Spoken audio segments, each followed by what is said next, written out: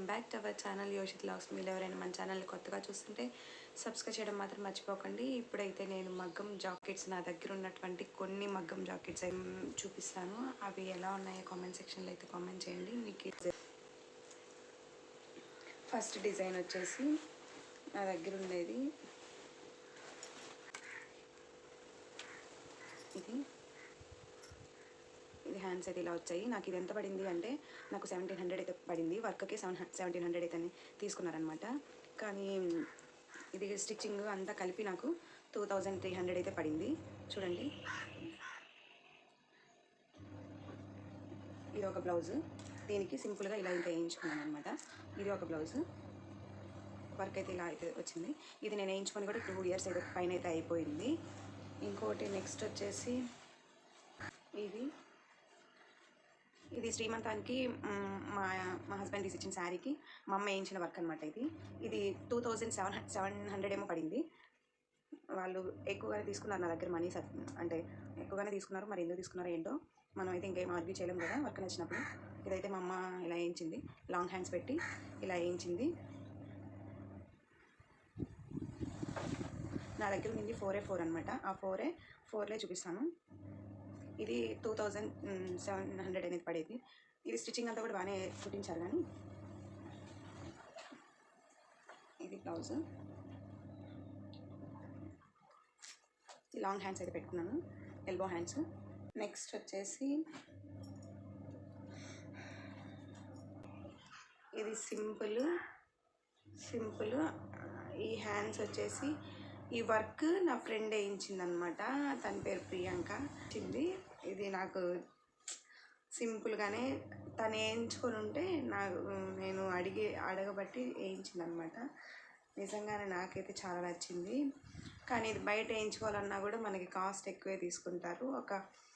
నాకు తెలియదు. నేను ఫుల్ హ్యాండ్స్కి ఇలాగ వర్క్ అడిగినప్పుడు వాళ్ళు నాకు చెప్పింది 1700 అయితే అడిగారు. అందులో ఇంకా మనకి హెవీగా కావాలంటే 3000 అట్లా కూడా తీసుకుంటారనమాట. కానీ నా ఫ్రెండ్ ఇది ఫ్రీగా వేయించింది. ఇలా అయితే వచ్చింది. అంటే తను ఇంట్లోనే వేయించింది అనమాట. నేను అడగబట్టే వేయించింది. సింపుల్గా అయితే వేయించింది అనమాట. ఇది తర్వాత ముందు పక్క ఇలాగైతే వచ్చింది. నా దగ్గర ఉన్నటువంటి 4 జాకెట్స్ ప్రతి శారీకి అని కాదు, ఏదైనా అకేషన్స్కి ఉన్నప్పుడు కానీ వాటికి నేను ఇది యూస్ వాడుకుంటా ఉంటాను. ఇంకోటి,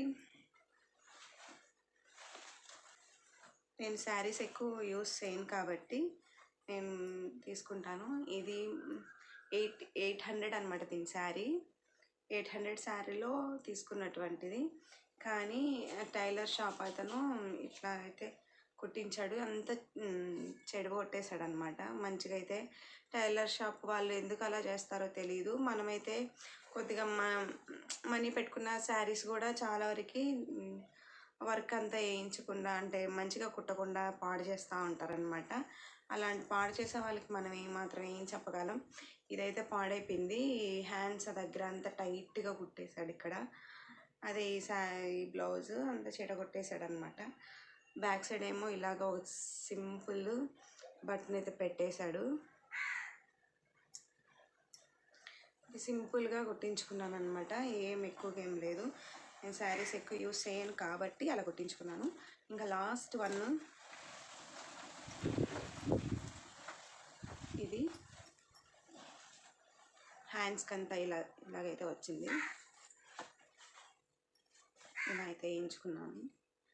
నాకు ఈ వర్క్లో అంతా బాగా నచ్చింది. కానీ ఈ వైట్ స్టోన్స్, ఈ వైట్ పూసలు అనేవి నాకు నచ్చలేదు ఎందుకో. మరి అది ఎత్తి కొట్టినట్టు, ఈ డిజైన్కి ఎత్తి చూపినట్టు అని అనిపించింది అనమాట. వీటి తగ్గ శారీస్తో నేను ఇది ముందు పక్క ఇలాగైతే వేశారు. ఇది కొద్దిగా ఇట్లా కనవచ్చు ఉంటే బాగుండేది. అయితే వేశారు.